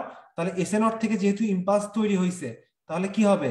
এই এস এ নটের ইম্পালসের জন্য অ্যাট্রিয়াম, এই এস এ নটের ইম্পালসের জন্য অ্যাট্রিয়াম নিজের মনের মতো নিজের স্বাভাবিক রিদমে সে কি হবে? বিট করে যেতেই থাকবে। সে কি করবে? নিজের মতো করে বিট করে যেতেই থাকবে। আর এই যে নিচে আমার ভেন্ট্রিকল, এই ভেন্ট্রিকলে কি হয়েছে? কোনো ধরনের ইম্পালস কিন্তু আসে নাই। তাহলে ভেন্ট্রিকল কি করবে? 30 সেকেন্ড থেকে 1 মিনিট পর্যন্ত সে ওয়েট করবে। 30 সেকেন্ড থেকে 1 মিনিট পর্যন্ত ওয়েট করে কি করবে? সে নিজেই এবার নিজের বিট তৈরি করা শুরু করবে। আর এই যে 30 সেকেন্ড থেকে 1 মিনিট পর্যন্ত সে ওয়েট করে, এটাকে আমরা কি বলি? যে স্টোক অ্যাডাম সিনড্রোম। আর এই জন্যই কমপ্লিট হার্ট ব্লকের পেশেন্টের কিন্তু বলে যে সে মাথা ঘুরে পড়ে গেছিল কিংবা সে সেন্সলেস হয়ে পড়ে গেছিল। কেন সে সেন্সলেস হয়ে পড়ে গেছিল? কারণটা হলো যে এই ইয়ার কারণে, এই স্টোক অ্যাডাম সিনড্রোমের কারণে, এই জন্যই তার ভেন্ট্রিকল পাম্প করতেছিল না, তার ব্রেনে ব্লাড সার্কুলেশন কমে গেছে, এই জন্যই সে মূলত অজ্ঞান হয়ে পড়ে গেছে। এই জন্য যদি আপনি কখনো বয়স্ক রোগীর রিকারেন্ট অজ্ঞান হয়ে যাওয়ার হিস্ট্রি পান, তখন আপনি সাথে সাথে তার পালসটা দেখবেন এবং তার একটা ইসিজি করাবেন। সম্ভাবনা আছে পেশেন্টটা হয়তো একটা কমপ্লিট হার্ট ব্লকের পেশেন্ট। তো চলেন তাহলে এখন আমরা দেখি যেটা ইসিজি কেমন হবে। তাহলে কি বললাম আমরা? যে পেশেন্টের অ্যাট্রিয়া কি হবে? নিজের মতো করে বিট করতে থাকবে, তাই না? তাহলে কি হবে? অ্যাট্রিয়াতে একটার পর একটা পিওএফ তৈরি হবে। এই যে একটা পিওএফ তৈরি হলো, নির্দিষ্ট সময় পর পর পিওএফ তৈরি হলো, নির্দিষ্ট সময় পর পর পিওএফ তৈরি হলো। এই যে দেখেন নির্দিষ্ট সময় পর পর কি হচ্ছে? পিওএফ তৈরি হচ্ছে, তাই না? আর ভেন্ট্রিকল কি করবে? কিছুক্ষণ ওয়েট করবে। কিছুক্ষণ ওয়েট করার পরে কি করবে? সে নিজের রিদমে বিট করবে। তো আপনারা কি পড়ে আসছেন যে এস এ নট হলো 70 থেকে 80 ইম্পালসে সাধারণত ইম্পালস জেনারেট করে, 70 থেকে 80 বিট পার মিনিটে ইম্পালস জেনারেট করে। আর পারকিনজি ফাইবার কিংবা এভি নট এরা কত রিদমে করে, কত বিটে করে? 30 থেকে 40, 40 থেকে 50, এরকম না? তাহলে এটাই কিন্তু ভেন্ট্রিকলেরও হার্ট, মানে ভেন্ট্রিকলেরও বিট এরকমই হবে। অর্থাৎ ভেন্ট্রিকল ধীরে ধীরে নিজের মতো করে বিট করা শুরু করবে এবং সেটার জন্য কিন্তু কোনো মানে পিওএফ দরকার নেই। তাহলে ভেন্ট্রিকলের বিট গুলো কিরকম হবে? এই যে দেখেন ভেন্ট্রিকল নিজে নিজে চলতেছিল, কিউ আর এস টি, এই যে নিজে নিজে তৈরি করলো। তারপরে কি? এই যে স্বাভাবিক বিট, মানে ওয়েট করে সে আবার নিজের মতো করে একটা কিউ আর এস টি, এটা কিন্তু ভেন্ট্রিকলের বিট। এই যে দেখেন সে আবার ওয়েট করে কি করলো? সে আবার একটা কিউ আর এস টি এইভাবে তৈরি করলো। অর্থাৎ উপরের লালটা হলো অ্যাট্রিয়ামের বিট আর নিচের সবুজটা হলো ভেন্ট্রিকলের বিট।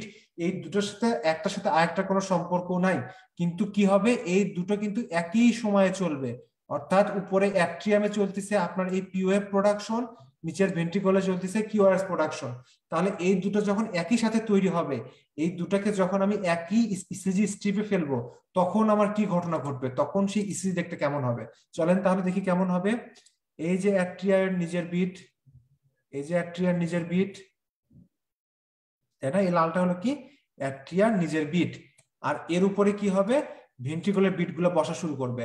এই যে দেখেন কিউ আর এস, এই যে টি, পিওএফ ঢাকা পড়ে গেছে, দেখছেন? আবার কি? কিউ আর এস, আবার কি? টি, আবার পিওএফ ঢাকা পড়ে গেছে। আবার এখানে কি? কিউ আর এস টি, এবার আর পিওএফ ঢাকা পড়েনি। তাহলে খেয়াল করে দেখেন এইটা হবে হলো আমার ইসিজি। অর্থাৎ ইসিজিতে আমার পি ওয়েভ এবং আর ওয়েভের ভিতরে কি থাকবে? কোনো ধরনের সম্পর্ক থাকবে না।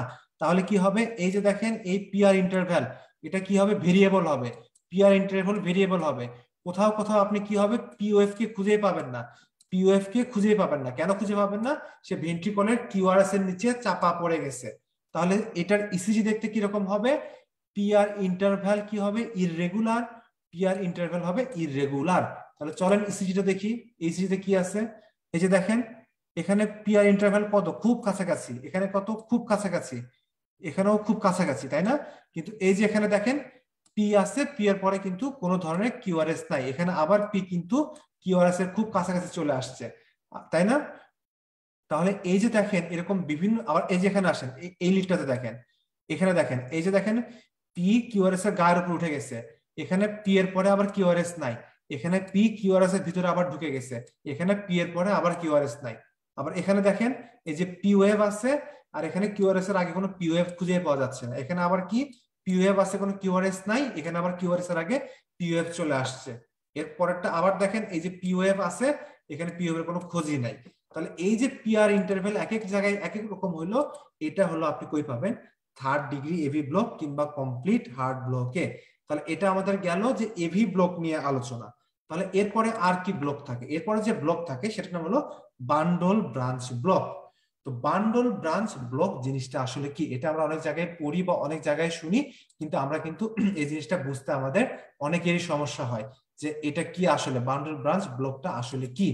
তো দেখেন বান্ডল ব্রাঞ্চ ব্লক হলো, আমরা জানি এসএ নট থেকে ইম্পালস তৈরি হয়ে এটা কই আসে, এভি নটে আসে, তাই না? এই এভি নট থেকে কি যায়, বান্ডল অফ হিজ দিয়ে এই যে রাইট বান্ডলে যায়, লেফট বান্ডলে যায়।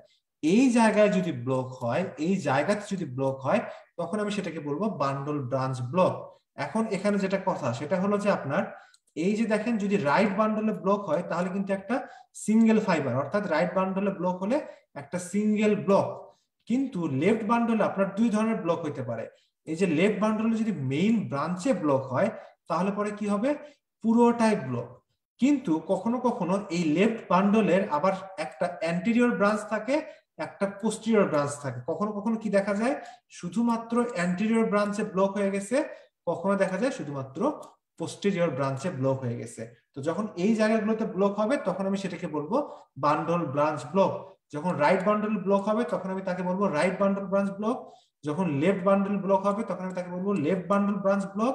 যখন লেফট বান্ডলের অ্যান্টেরিয়র ফেসিকুলার ব্লক হবে তখন তাকে আমি বলবো লেফট অ্যান্টেরিয়র ফেসিকুলার ব্লক, আর নিচে ব্লক হলে বলবো লেফট পোস্টেরিয়র ফেসিকুলার ব্লক।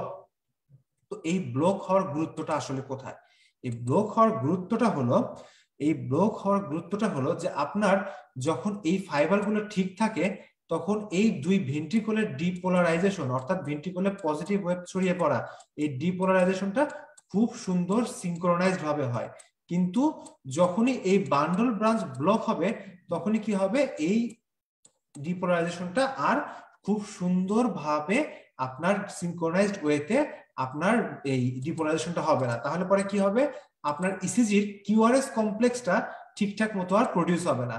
কারণ আমরা কি জানি, এই যে কিউআরএস কমপ্লেক্স এটা আসলে কি নির্দেশ করে, এটা ভেন্ট্রিকুলার ডিপোলারাইজেশন নির্দেশ করে। তাহলে যদি এই ভেন্ট্রিকলটা একসাথে সুন্দরভাবে ডিপোলারাইজেশন না হতে পারে তাহলে পরে কি হবে, এই প্যাটার্নটাও নষ্ট হয়ে যাবে।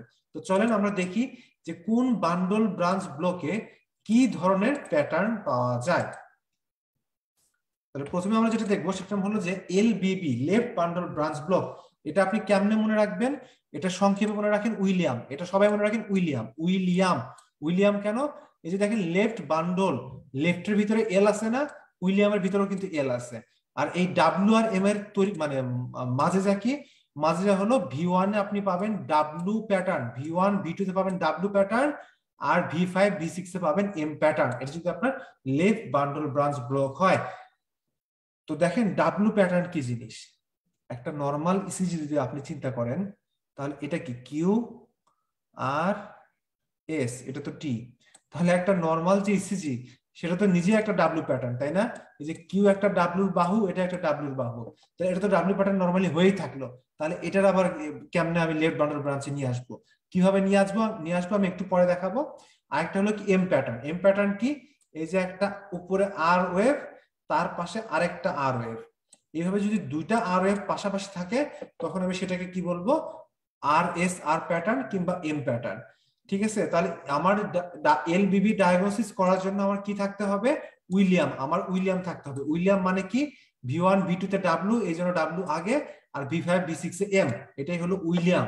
আর পাশাপাশি আর কি থাকতে পারে, monophasic wide R in lead 1 aVL, lead 1 aVL কেন আমি একটু পরে দেখাচ্ছি। সাথে পাশাপাশি কি থাকতে পারে, ডিসকর্ডেন্ট টি ওয়েভ। ডিসকর্ডেন্ট টি ওয়েভ কি আমি একটু আগে বললাম, এই যে কিউআরএস এর দিক যেদিকে টি ওয়েভ সাধারণত সেই দিকেই থাকে, কিন্তু কোনো কারণে যদি এই কিউআরএস এর দিক যেদিকে টিইউএফ তার উল্টা পাশে থাকে তখনই আমি তাকে বলবো ডিসকর্ডেন্ট। তো চলেন দেখি আমরা। আচ্ছা, এই যে দেখেন এখান থেকে আপনাকে শিখতে হবে যে আমার লেফট বান্ডল ব্রাঞ্চ ব্লক হলে পরে কি হতে পারে। যেটা হতে পারে সেটা হলো যে যেহেতু আমার রাইট সাইডের ফাইবার ঠিক আছে, তাহলে রাইট সাইডে কি হবে, আমার ডিপোলারাইজেশন এই ফাইবার দিয়ে হবে, তাই না? এই ফাইবার দিয়ে হবে। তাহলে এই ফাইবার দিয়ে কি হলে কি হবে, খুব সুন্দরভাবে এটা দ্রুত ডিপোলারাইজেশন হয়ে যাবে। অর্থাৎ রাইট সাইডটা, ডান পাশটা আমার কি হলো, ডান পাশটা কি হলো, খুব সুন্দরভাবে আমার ডিপোলারাইজেশন হয়ে গেল। কারণ কি হয়েছে, তার তো বান্ডল ঠিক আছে। কিন্তু লেফট বান্ডল ব্রাঞ্চ ব্লক যেহেতু আমি বলতেছি, তার মানে কি, তার মানে তার লেফট সাইডে কিন্তু কোনো ধরনের ইম্পালস যাচ্ছে না, এই ব্রাঞ্চ দিয়ে কোনো ইম্পালস যাচ্ছে না। তাহলে সে কি ডিপোলারাইজেশন হবে না? সে ডিপোলারাইজেশন হবে। মনে করেন এটা ইন্টারভেন্ট্রিকুলার সেপ্টাম, তাই না? সে কি হবে, সেল টু সেল পদ্ধতিতে, অর্থাৎ এক সেল থেকে আরেক সেলের মধ্যে যে ডিপোলারাইজেশন হয়, সে সেই পদ্ধতিতে আপনার ডিপোলারাইজেশন হবে। তাহলে শুরুতে আপনার কোন ডিপোলারাইজেশন হলো? শুরুতে আপনার রাইট সাইডে ডিপোলারাইজেশন হলো, রাইট সাইডে ডিপোলারাইজেশন। আপনার কোথায় ডিপোলারাইজেশন হলো? এরপরে আপনার লেফট সাইডে ডিপোলারাইজেশন হলো। তো দেখেন আমি যখন প্রথম 2 দিন পড়াইছিলাম তখন কি আপনার মনে আছে, এই যে আমরা যখন লিড গুলো বসাই, সেই লিড গুলোতে কিভাবে কে থাকে, এক্সকিউজ মি, হ্যাঁ, কিভাবে কে থাকে? এই যে দেখেন এই বরাবর কে ছিল, লিড এভিএল, তাই না? এই বরাবর ছিল হলো লিড এভিএল, আর এই বরাবর কে ছিল, লিড 1। এই যে দেখেন এই বরাবর ছিল হলো লিড 1, তাই না? আর পায়ের বরাবর কে ছিল, এভিএফ। তাহলে বাম পাশটা যেহেতু লিড 1 এবং এভিএল এর কাছাকাছি থাকে, সেহেতু কি হবে, আমি লেফট বান্ডল ব্রাঞ্চ ব্লকে এই লিড 1 এবং এভিএল এ একটা চেঞ্জ পাবো, তাই না? লিড 1 এভিএল একটা চেঞ্জ পাবো। কি চেঞ্জ পাবো? ওয়াইড আর। ওয়াইড আর মানে কি, আমার স্বাভাবিক কিউআরএস কমপ্লেক্স কি হয়, স্বাভাবিক কিউআরএস কমপ্লেক্স হয় চিকন, স্বাভাবিক কিউআরএস কমপ্লেক্স কি হয়, চিকন। কিন্তু এখানে কেন ওয়াইড আর হলো? কারণ স্বাভাবিক কিউআরএস কমপ্লেক্স চিকন হওয়ার কারণ হলো এটা নার্ভ ফাইবার দিয়ে, এটা স্পেশালাইজড ফাইবার দিয়ে ডিপোলারাইজেশন হচ্ছে, এই জন্য এটা খুব সুন্দর চিকন। কিন্তু এখানে তো আমার সেল টু সেল ডিপোলারাইজেশন হচ্ছে, এই জন্য এটা ডিপোলারাইজেশন হতে সময় লাগবে। আর ইসিজির এই এক্সিস বরাবর কি নির্দেশ করে, টাইম নির্দেশ করে না? তাহলে এই জন্যই এই আর ওয়েভটা কি হবে, মোটা হবে। এই জন্যই 1 এভিএল এ মোটা আর পাওয়া যায়, কারণ এরা লেফট ভেন্ট্রিকুলার পাশাপাশি থাকে। ঠিক আছে, এটা একটা কথা গেল। আর 2 নাম্বার কথা, চেস্ট লিড গুলা যেটা আমি প্রথম 2 দিনে অনেকবার দেখাইছি, মনে করেন তো, রাইট ভেন্ট্রিকুলার কাছাকাছি কে থাকে, V1 V2। লেফট ভেন্ট্রিকুলার কাছাকাছি কে থাকে, V5, আর হলো কি থাকে, V6। তাহলে যদি আমার এই 2 ভেন্ট্রিকুলের ডিপোলারাইজেশন হতে সমস্যা হয়, তাহলে সবচেয়ে ভালো আমি কোথায় ধরতে পারবো, চেস্ট লিডের V1 V2 দিয়ে ধরতে পারবো, আর হলো V5 V6 দিয়ে ধরতে পারবো। এই জন্যই আমি বান্ডল ব্রাঞ্চ ব্লকে কি করি, V5 দেখি এবং V12 দেখি এবং V56 দেখি, কারণ এই দুটো লিডই ভেন্ট্রিকুলার সব থেকে কাছাকাছি থাকে। তো চলেন এবার আমরা ইসিজি দেখি যে কোন ইসিজি তে কি পাবো। তার আগে আমরা ইসিজি প্যাটার্নটা একবার দেখি। এই যে দেখেন, যে ডান পাশেরটা দেখেন, লেফট বান্ডল ব্রাঞ্চ ব্লক যেটা, সেটা দেখেন যে লেফট বান্ডল ব্রাঞ্চ ব্লক, এখানে আপনি কি পাবেন, এখানে আপনি লিড V1 V2 তে ডাব্লিউ উইলিয়ামস, এই যে দেখেন উইলিয়ামস, এই উইলিয়ামস পাবেন। আর এখানে হলো কি পাবেন, V5 V6 পাবেন, উইলিয়ামস এর এম পাবেন।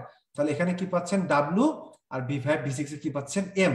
আর এই যে যেটা ডাব্লিউ দেখতে পাচ্ছেন, এটার নাম আসলে কি, ডিপ এস। এটা হলো কি ডিপ এস, এটার নাম কি ডিপ এস। আর এটার নাম কি, ব্রড আর, ব্রড ক্লামজি আর, কিংবা এটা আরেক নাম কি আর এস আর প্যাটার্ন। ঠিক আছে, তাহলে এই ধরনের পাবেন। তাহলে এটা আরেকটা দেখি আমরা ছবি। এই যে দেখেন, এই যে এটা দেখেন, এটার সাথে আরো সুন্দরভাবে মেলাতে পারবেন।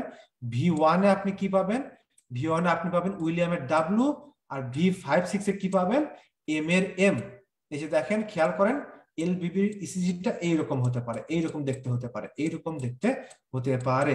এর পাশাপাশি আর কি হতে পারে, ব্রড ওয়াইড আর থাকতে পারে। কিরকম থাকতে পারে, এটা যখন আমি ইসিজি দেখবো তখন এই জিনিসগুলো আমার কাছে আরো ক্লিয়ার হবে। চলো দেখি আমরা।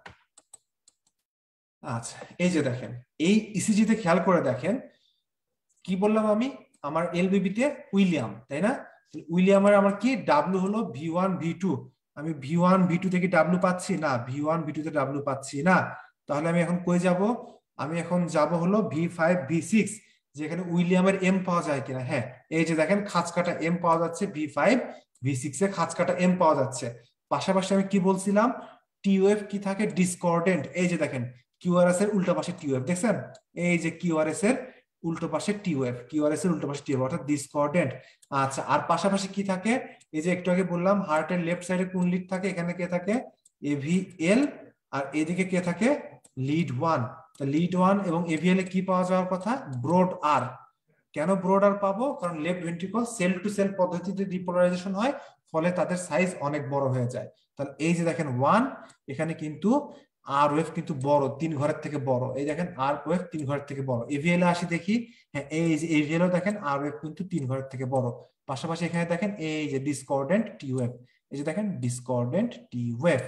ঠিক আছে, তাহলে এটা আমার কি হলো, এলবিবির একটা ইসিজি। চলেন আমরা আরেকটা দেখি। আচ্ছা, এখানে কি আছে আমরা দেখি, আবারও উইলিয়াম মেলাই, দেখি উইলিয়াম পাওয়া যায় কিনা। V1 এ নাই, V2 তে নাই, ডাব্লিউ নাই। এখানে একটু ডাব্লিউ মতো যদি মনে হচ্ছে, কিন্তু ক্লিয়ার না। আচ্ছা, V5 এ দেখি, হ্যাঁ B5 আমার উইলিয়ামের এম আছে। এখানে কি আছে, উইলিয়ামের এম আছে। পাশাপাশি দেখেন কি এটা, এই যে ডিসকর্ডেন্ট টি ওয়েভ, ডিসকর্ডেন্ট টি ওয়েভ। আচ্ছা, এবার 1 এভিএল এ আসি দেখি তো। হ্যাঁ, এই যে 1 এ কিন্তু আপনার ব্রড আর আছে। এভিএল এ কি আছে, হ্যাঁ এই যে এভিএল এ ব্রড আর আছে। এই যে দেখেন 1 এ কিন্তু আপনার ডিসকর্ডেন্ট টি ওয়েভ আছে, এভিএল ও কিন্তু আপনার ডিসকর্ডেন্ট টি ওয়েভ আছে। সুতরাং এটা কি, এটাও আমার একটা এলবিবি। আচ্ছা চলেন আমরা আরেকটা ইসিজি দেখি এলবিবি। এই যে দেখেন, এখানে আসেন দেখি যে কি পাওয়া যায়। এই যে V1 এ উইলিয়ামের ডাব্লিউ, হ্যাঁ এই যে ডাব্লিউর মতো একটু পাওয়া যাচ্ছে, মাথা খাঁজ কাটা। V2 তে কি, হ্যাঁ আরো ক্লিয়ার, এই যে এখানে আরো ক্লিয়ার, ডাব্লিউ পাওয়া গেল, যাক একটা ডাব্লিউ পাওয়া গেছে। পাশাপাশি কি আছে দেখি তো, V5 V6 এ, হ্যাঁ V5 V6 এ নাই, এই যে V6 এ দেখেন একটা এম পাওয়া যাচ্ছে, দেখছেন এই যে একটা এম আছে। আর এখানে কি আছে, এই যে ডিসকর্ডেন্ট টি। আচ্ছা চলেন এখন আমরা তাহলে 1 এভিএল দেখে আসি। হ্যাঁ এই যে 1 এ দেখেন ব্রড আর, সাথে কি ডিসকর্ডেন্ট টি ওয়েভ। এই যে এভিএল এ দেখেন ব্রড আর, সাথে কি ডিসকর্ডেন্ট টি ওয়েভ। সুতরাং এটা কি, এটাও একটা এলবিবি। তাহলে এটা না হয় গেল এলবিবি, এটা কি এলবিবির মেইন ব্রাঞ্চ, তাই না? আচ্ছা, এখন দেখেন আমরা একটু আগে তো বললাম যে এলবিবির তো ব্রাঞ্চ আবার দুইটা, তাই না? এলবিবির ব্রাঞ্চ কয়টা, দুইটা না? এই যে অ্যান্টেরিয়র ফেসিকল আর হলো পোস্টেরিয়র ফেসিকল, এই দুইটা ফেসিকল থাকে। তো এতক্ষণ আমরা যে ব্রাঞ্চগুলো দেখলাম উইলিয়ামস, সেটা হলো এই মেইন ব্রাঞ্চে ব্লক, এই মেইন ব্রাঞ্চে ব্লক। কিন্তু এমনও তো হতে পারে যে আপনার শুধু পোস্টেরিয়র ফেসিকল ব্লক হলো, কিংবা শুধুমাত্র অ্যান্টেরিয়র ফেসিকল ব্লক হলো। তো সেটা আপনি কিভাবে চিনবেন, সেটা আপনি চিনবেন এক্সিস ডেভিয়েশনের মাধ্যমে। কিভাবে চিনবেন, এক্সিস ডেভিয়েশন।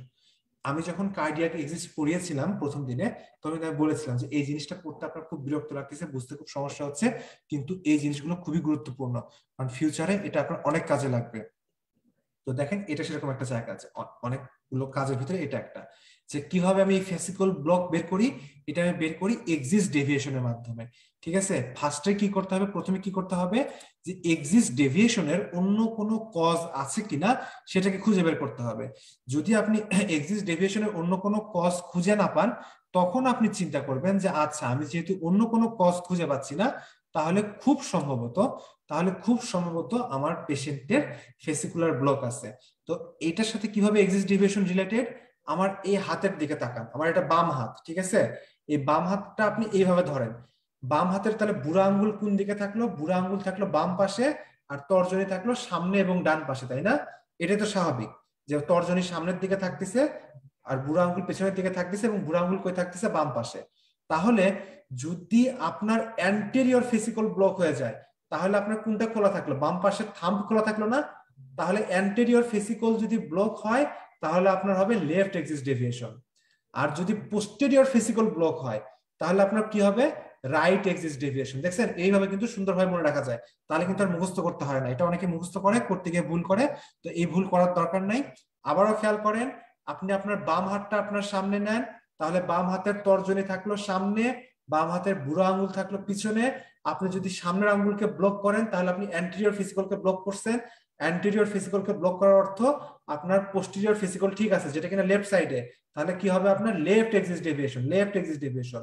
আর পোস্টেরিয়র ফেসিকলকে ব্লক করছেন, তাহলে কি হবে, আপনার ডান পাশে ঠিক আছে, তাহলে কি হবে, যে আপনার রাইট এক্সিস ডেভিয়েশন। চলেন এখন তাহলে আমরা ইসিজি দেখি।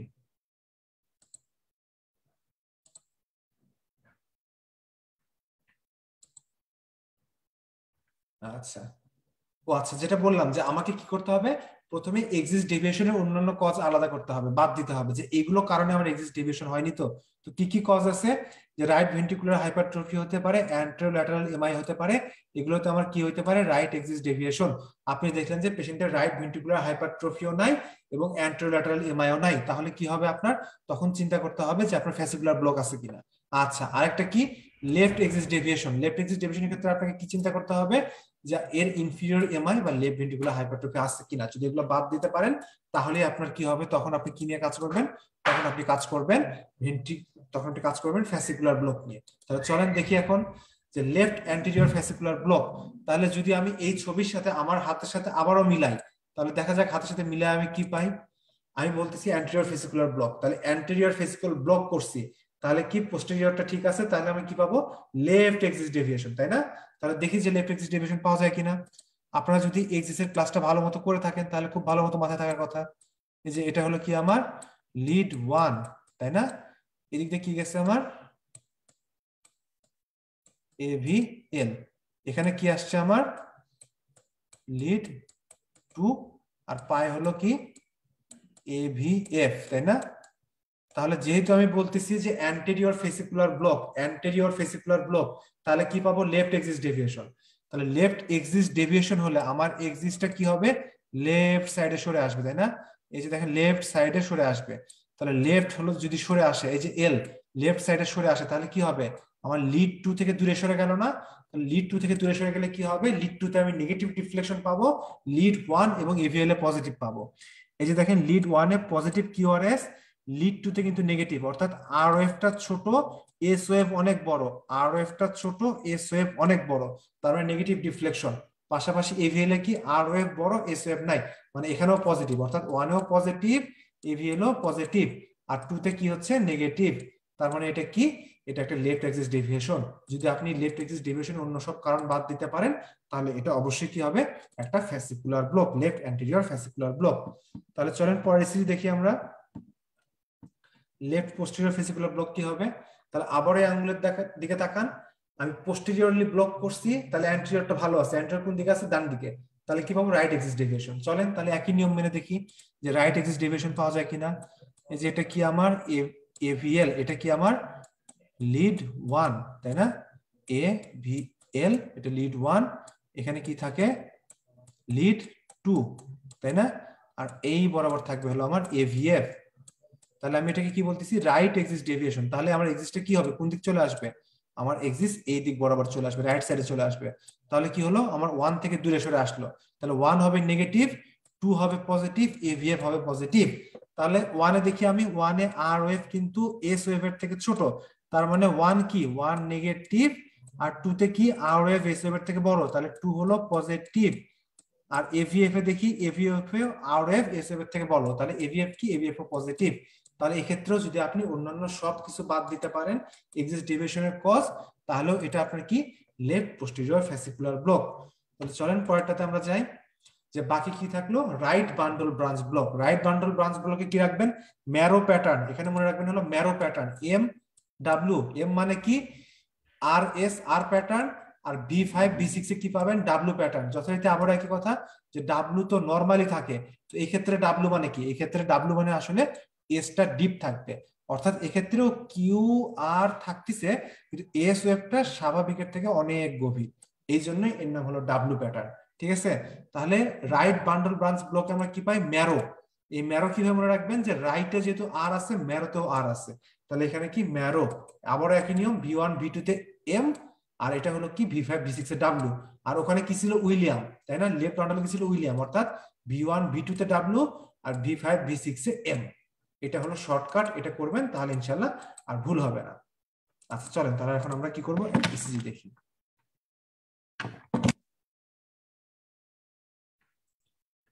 আচ্ছা এই ইসিজি দেখার আগে ছবিটা দেখি একটু, দেখেন এই যে এটা হলো কি এম প্যাটার্ন, ম্যারোর এম, আর এই যে দেখেন ডাব্লু প্যাটার্ন, কিউ আছে, আর আছে, এস আছে, কিন্তু এসটা কি ডিপ, কিউ আছে, আর আছে, এস আছে, কিন্তু এসটা কি ডিপ, এটা হলো কি ডাব্লু প্যাটার্ন।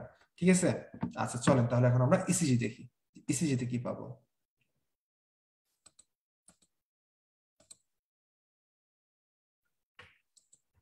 আচ্ছা, এই যে দেখেন এখানে আমরা দেখি যে এম প্যাটার্ন পাওয়া যায় কিনা। হ্যাঁ, এখানে এম প্যাটার্ন আছে। এম প্যাটার্ন মানে কি, এটা মাথায় রাখবেন যে এম মানে আপনি এম অক্ষর খুঁজতে যাবেন না, আপনি কি খুঁজবেন, আর এস আর প্যাটার্ন, অর্থাৎ একটা উঁচু ওয়েভ দেখবেন, একটা নিচু ওয়েভ দেখবেন, আর একটা উঁচু ওয়েভ দেখবেন। সেটা দেখতে এম এর মতো হইতেও পারে কিংবা এইরকম ভ্যাচকানো হইতে পারে, যেটা দেখে আসলে এম বলে সাসপেক্ট করার কোনো কারণ নাই। এটা দেখে কিন্তু আপনার কখনোই মনে হবে না এম। আপনার কাজ কি, এই যে একটা শুরুতে একটা উঁচু ওয়েভ, তারপর একটা উঁচু ওয়েভ, তার মানে এই দুটা হলো কি, এই দুটা হলো আর, আর মাঝখানে একটা নিচু ওয়েভ যেটা কিনা হলো এস। আপনি হলো এই প্যাটার্নটা খুঁজবেন। আমি যখনই বলতেছি, মানে নাম দিচ্ছি যদিও আমি যে marrow marrow M pattern, M pattern, কিন্তু এটা আসলে কিন্তু দেখতে এম এর মতো হয় না। ঠিক আছে, এটা হলো আর, এই যে থাকবে মাঝখানে বিশাল বড় এস থাকতে পারে, তারপর ছোট্ট একটা আর থাকতে পারে। তো দেখেন আমার এখানে ভি ওয়ানে কি আছে, এই যে একটা আর আছে, এই যে একটা আর আছে, এখানে কি একদম গভীর এস, মানে এটাকে এম বলা যায়। আবার দেখেন এখানে কি, এই যে আর আছে, এই যে আর আছে, মাঝখানে একটা এস আছে, তাহলে এটাকেও কিন্তু আমার কি বলা যাবে, এম বলা যাবে। ঠিক আছে, চলেন এখন তাহলে V5 V6 এ দেখি যে ডিপ এস আছে কিনা। হ্যাঁ, এই যে দেখেন V5 এ দেখেন এই যে আর ঠিকই আছে, সাথে কি এস কিন্তু অনেক গভীর। একটা নর্মাল সিজিতে কখনোই আপনার এরকম এস থাকবে না, একটা নর্মাল সিজিতে কখনোই এরকম এস থাকবে না, এত গভীর এস কখনোই থাকবে না। তাহলে এটা কি, এটা হলো অবশ্যই একটা আরবিবি ইসিজি। আচ্ছা, ধরেন যে এটা তো আমার গেল এলবিবি আর আরবিবি, তো এগুলো তো আমি সিঙ্গেল একটা করে বলতেছি। তো যদি কখনো এরকম হয় যে আপনার এই যে এটা হলো রাইট বান্ডল আর এটা কি লেফট বান্ডল, তাই না, এটা হলো পোস্টেরিয়র ব্রাঞ্চ মনে করেন, এটা মনে করেন অ্যান্টেরিয়র ব্রাঞ্চ। কখনো কখনো তো এমন হইতে পারে যে আমার রাইট বান্ডল ব্লক হয়েছে, সাথে এখানে অ্যান্টেরিয়র ফিজিক্যাল ব্লক হয়েছে, তাই না, তাহলে এরকম হইতে পারে। আবার আপনার রাইট বান্ডল ব্লক হয়েছে, পাশাপাশি কি হয়েছে আপনার, পাশাপাশি এই যে রাইট বান্ডল ব্লক হয়েছে, পাশাপাশি কি হয়েছে, পোস্টেরিয়রটা ব্লক হয়ে গেছে, এরকমও হইতে পারে। কিংবা এমন হইতে পারে যে আপনার তিনটাই ব্লক হয়ে গেছে, সবই ব্লক হয়ে গেছে, তাই না। তো এই ইসিজি গুলো কিভাবে চিনবেন, তো তখন চলেন আমরা দেখি যে এই ইসিজি গুলো কিভাবে চিনবো। যদি আপনার রাইট বান্ডল ব্রাঞ্চ ব্লকের সাথে আপনার লেফট এক্সিস ডেভিয়েশন থাকে, তাহলে লেফট এক্সিস ডেভিয়েশনের অন্যান্য কজ যদি আপনি বাদ দিতে পারেন, তাহলে কি বুঝবেন আপনি, তাহলে পরে আপনি যেটা বুঝবেন সেটা হলো যে এই পেশেন্টের খুব সম্ভবত অ্যান্টেরিয়র ফেসিকলটা ব্লক আছে, তাই না। তো অ্যান্টেরিয়র ফেসিকল যদি ব্লক থাকে, তাহলে কোন এক্সিস ডেভিয়েশন হয়, তাহলে পরে আপনার লেফট এক্সিস ডেভিয়েশন হয়। তো যদি লেফট এক্সিস ডেভিয়েশন হয়, সাথে আপনার আরবিবির প্যাটার্ন পান, তাহলে সেটাকে আপনি কি বললেন, বাই ফ্যাসিকুলার ব্লক, বাই ফ্যাসিকুলার ব্লক, তাই না। তাহলে এই যে বাই ফ্যাসিকুলার ব্লক, তাহলে দেখি আমরা কিভাবে মিলাবো। প্রথমে দেখি যে আরবিবি আছে কিনা। আরবিবি কি, ম্যারো, ম্যারোর ভিতরে র আছে, রাইটের ভিতরে র আছে, তাই না। তাহলে V1 V2 তে এম, এই যে দেখেন V1 এ কিন্তু এম আছে, দেখছেন V2 তেও এম আছে। একটা কথা মাথায় রাখবেন, V1 V2 তে এম পাইছেন, V5 V6 এ কিছু পাননি, কোনো সমস্যা নাই। আপনার একটা ক্রাইটেরিয়া মিললেই হলো, এমন না যে আপনার সবগুলো ক্রাইটেরিয়া মিলতে হবে। আপনি শুধু V1 এম পাইছেন তাহলেও হবে। কারণটা কি, যদি আপনার কমপ্লিট আরবিবি হয় তাহলে আপনি একমাত্র সবগুলো পাবেন, কিন্তু আপনার সবসময় কমপ্লিট আরবিবি হবে তা না, আপনার কিন্তু পার্শিয়াল আরবিবিও হতে পারে। তো পার্শিয়াল আরবিবি যদি হয়, তখন কিন্তু আপনি সবগুলো লিডে এই ধরনের ফাইন্ডিংস পাবেন না। এই জন্য আপনি সবসময় সব লিডে ফাইন্ডিংস খুঁজতে যাবেন না, আপনি যে কোনো এক জায়গায় ফাইন্ডিংস পেয়ে গেলে বুঝে যাবেন যে হ্যাঁ এটা অবশ্যই আছে। তাহলে দেখেন V1 এও এম আছে, এম আছে। V5 V6 এ দেখি তো ডাব্লিউ পাওয়া যায় কিনা। হ্যাঁ, ডাব্লিউ পাওয়া গেছে, এই যে দেখেন ডিপিএস, দেখছেন V5 এর ডিপিএস, এই যে দেখেন V6 এর ডিপিএস। আবার সাথে আমি কি দেখবো, যে right sorry left axis deviation আছে কিনা। লেফট এক্সিস মানে কি, আবার একই কথা, এটা লিড 1, এটা হলো কি লিড এভিএল, তাই না, এটা কি লিড 2। তো right sorry left axis deviation হয়েছে মানে কি, আমার এই এভিএল, এই এভিএল এর কাজ দিয়ে আমার এক্সিস্টে চলে গেছে। তার মানে কি 1 পজিটিভ থাকবে, 2 নেগেটিভ হবে। দেখেন 1 এ আপনার কি আছে, পজিটিভ, আর 2 তে কি আর একটা ছোট, এস একটা অনেক গভীর, তার মানে 2 নেগেটিভ। অর্থাৎ এখানে আরবিবির সাথে আপনার লেফট এক্সিস ডেভিয়েশন আছে, তার মানে এটা লেফট অ্যান্টেরিয়র ফ্যাসিকুলার ব্লক আছে, অর্থাৎ এটা একটা বাইফ্যাসিকুলার ব্লক। আর আরবিবির সাথে যদি আপনি রাইট এক্সিস ডেভিয়েশন পান, তখন আপনি কি হবে, লেফট পোস্টেরিয়র ফেসিকুলার ব্লক। কেন, আমি আবারও দেখাচ্ছি, বাম হাত চোখের সামনে নেন, এটা হলো সামনে এবং ডান পাশে থাকে হলো অ্যান্টেরিয়র ফেসিকল, পিছনে এবং বাম পাশে থাকে হলো আপনার থাম্ব বরাবর কি থাকে, পোস্টেরিয়র ফেসিকল। যেহেতু পোস্টেরিয়র ফেসিকল ব্লক হয়েছে, তার মানে অ্যান্টেরিয়রটা ঠিক আছে, তার মানে কোন দিকে এক্সিস্ট চলে গেল, আপনার রাইট সাইড এক্সিস্ট চলে গেল। তাহলে দেখি আমরা যে আরবিবির প্যাটার্ন পাওয়া যায় কিনা, চলেন। এই যে দেখেন V2 তে এম প্যাটার্ন, V2 তে এম প্যাটার্ন, হ্যাঁ মিলে গেছে। V1 এও এম প্যাটার্ন আছে, এই যে ছোট্ট আর বড় আর, অর্থাৎ RSR মিলে গেছে। তাহলে এটা একটা রাইট বান্ডল ব্রাঞ্চ ব্লক। দেখি V5 V6 এ পাওয়া যায় কিনা, হ্যাঁ এখানেও পাওয়া গেছে, দেখেন একদম ডিপ এস, দেখছেন ডিপ এস। আচ্ছা পাওয়া গেল। আচ্ছা আর এবার দেখি যে রাইট এক্সিস ডেভিয়েশন হয়েছে কিনা। রাইট এক্সিস ডেভিয়েশন মানে কি, আবারও একই কথা, এটা হলো কি আমার লিড 1, তাই না? এটা কি লিড 2, আর পায়ে কি থাকবে AVF, তাই না? তাহলে আমি যেহেতু বলতেছি রাইট এক্সিস ডেভিয়েশন, তাহলে এই কথার অর্থ কি, আমার এক্সিস এই ডান পাশে চলে আসছে। তাহলে কি হবে, 1 থেকে দূরে সরে গেছে, তাহলে 1 হবে নেগেটিভ, আর 2 AVF এর কাছ দিয়ে গেছে, 2 AVF হবে কি পজিটিভ। দেখা যাক যে এবার কি এক্সিস্ট পাওয়া যায়। 1, এই যে দেখেন আর এর থেকে এস অনেক বড়, তাহলে 1 নেগেটিভ আর 2 কি পজিটিভ, আর এভিএফ কি, এভিএফ ও পজিটিভ। তাহলে এখানে কি আছে, রাইট এক্সিস ডেভিয়েশন, তার মানে এটা কি পোস্টেরিয়র ফ্যাসিকুলেশন ব্লক আছে, ঠিক আছে। আর এরপরে যেটা থাকতে পারে সেটা হলো যে ট্রাইফেসিকুলার ব্লক।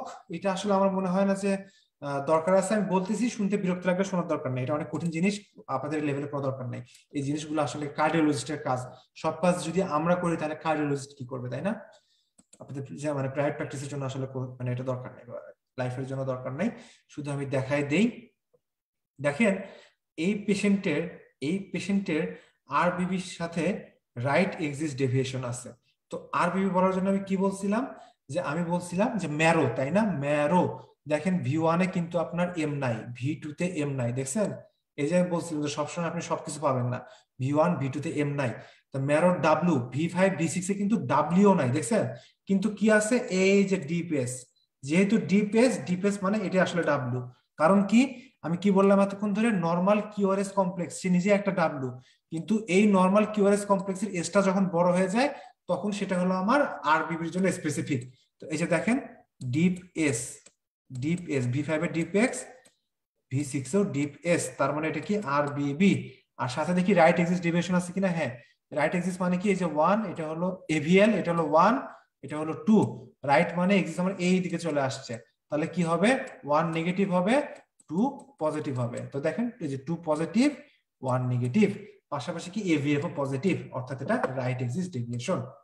আচ্ছা চলেন তাহলে আমরা পরেরটাতে চলে যাই। আচ্ছা পরেরটা হলো যে বাইফেসিকুলারের সাথে যদি আপনি ফার্স্ট ডিগ্রি এভি ব্লক পান, তাহলেও কিন্তু সেটা আপনার ট্রাইফেসিকুলার ব্লক।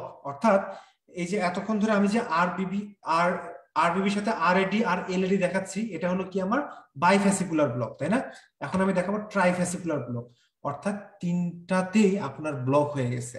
অর্থাৎ এই যে দেখেন এটা হলো আমার কি রাইট বান্ডল, এটা কি লেফট বান্ডল। লেফট বান্ডলের কয়টা branch, anterior branch, posterior branch, অর্থাৎ রাইট বান্ডলও ব্লক হয়েছে, অ্যান্টেরিয়র ফেসিকুলো ব্লক হয়েছে, পোস্টেরিয়র ফেসিকুলো ব্লক হয়েছে।